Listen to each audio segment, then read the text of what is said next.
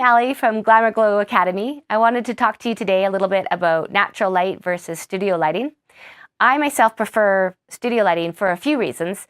Although natural light is gorgeous and I love the results from it, I prefer the studio lighting because I like consistency in my work.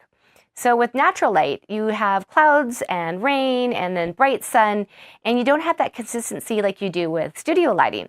And I am a bit of a control freak, so I love to be able to control the light that way. The consistency for me is the key. Also with the color temperature as well, you can have that in studio lighting where it's a little bit different with your natural light. And the final thing that is my favorite part about studio lighting is the artistic ability to create different lighting patterns with your modifiers, and I can't do that with natural light. If you enjoyed this tip, I'd love to see you at glamourglowacademy.com, where we have many more things for you to learn and grow as a photographer.